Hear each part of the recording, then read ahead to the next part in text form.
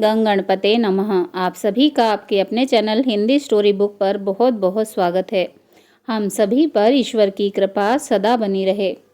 बहुत सुंदर प्रश्न है।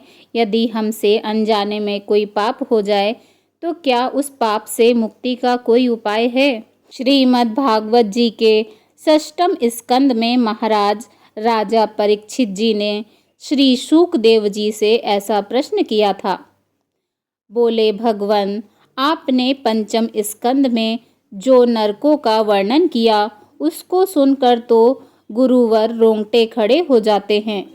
प्रभुवर, मैं आपसे ये पूछ रहा हूँ कि यदि कुछ पाप हमसे अनजाने में हो जाते हैं, जैसे चींटी मर गई, हम लोग श्वास लेते हैं तो कितने जीव श्वास के माध्यम से मर जाते हैं।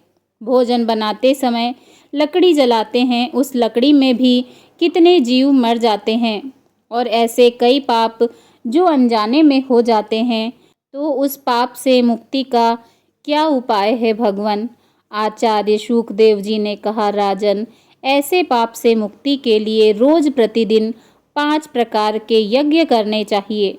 महाराज परीक्षित जी ने कहा, भगवान, एक यज्ञ यदि करना पड़ता है तो सोचना पड़ता है। आप 5 यज्ञ रोज कह रहे हैं।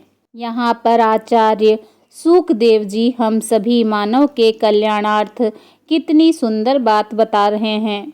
शुकदेव जी बोले, राजन, पहला यज्ञ है घर में रोटी बने तो पहली रोटी गौग्रास के लिए निकाल देना चाहिए। दूसरा यज्ञ है राजन, चींटी को 10-5 ग्राम आटा रोज वृक्षों की जड़ के पास डालना चाहिए। तीसरा यज्ञ है राजन, पक्षियों को अन्न रोज डालना चाहिए।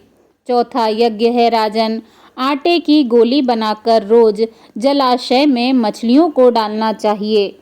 5वां यज्ञ है राजन, भोजन बनाकर अग्नि भोजन, रोटी बनाकर उसके टुकड़े करके उसमें घी चीनी मिलाकर अग्नि को भोग लगाओ। राजन, अतिथि सत्कार खूब करें। कोई भिखारी आवे तो उसे जूठा अन्न कभी भी भिक्षा में न दें। राजन, ऐसा करने से अनजाने में किए हुए पापों से मुक्ति मिल जाती है।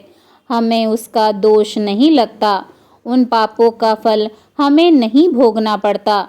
राजा ने पुनः पूछ लिया, भगवान, यदि गृहस्थ में रहकर ऐसी यज्ञ न हो पावे तो और कोई उपाय हो सकता है क्या? तब यहाँ पर श्री शुकदेव जी कहते हैं, राजन, कर्मणा कर्म निर्हारो न हर्यन्तिक ईष्यते अविद्वदधिकारित्वात्म प्राश्चितम विमर्शनम। अर्थात नरक से मुक्ति पाने के लिए हम प्राश्चित करें। कोई व्यक्ति तपस्या के द्वारा प्राश्चित करता है, कोई ब्रह्मचर्य पालन करके प्राश्चित करता है, कोई व्यक्ति यम नियम आसन के द्वारा प्राश्चित करता है। लेकिन मैं ऐसा मानता हूँ राजन, केचितम केवल्या भक्त्या वासुदेव परायणः। राजन, केवल हरि नाम संकीर्तन से ही जाने और अनजाने में किए हुए को नष्ट करने की सामर्थ्य है। इसीलिए हे राजन, सुनिए, श्वास श्वास पर कृष्ण भजी, वृथा श्वास जनि खोए, न जाने या श्वास की आवन होए न होए। राजन, किसी को पता नहीं कि जो श्वास अंदर जा रही है वो लौट कर वापस आएगी कि नहीं। इसीलिए सदैव हरि का नाम जपते रहो। हरि नाम का कलयुग में बहुत महत्व है। इसीलिए रामचरितमानस में बाबा तुलसी बार बार नाम संकीर्तन का उपदेश देते हैं। कलिजुग समजुग आन नहीं, जो नर कर विश्वास, गाई राम गुण गण बिमल, भवतर बिनहि प्रयास। अर्थात यदि मनुष्य विश्वास करे तो कलयुग के समान दूसरा युग नहीं है, क्योंकि इस युग में श्री राम जी के निर्मल गुण समूहों को गा गा कर मनुष्य बिना ही परिश्रम के संसार रूपी समुद्र से तर जाता है। एहि कलिकाल न साधन दूजा, जोग यज्ञ जप तप व्रत पूजा, राम ही सुमरिए गाइए राम ही, संतत सुनई राम गुण ग्राम ही। बाबा तुलसीदास जी कहते हैं, इस कली काल में योग, यज्ञ, जप तप, व्रत और पूजन आदि कोई दूसरा साधन नहीं है। बस श्री राम जी का ही स्मरण करना, श्री राम जी के ही गुण का गान और निरंतर श्री राम जी के ही गुण समूहों को सुनना चाहिए।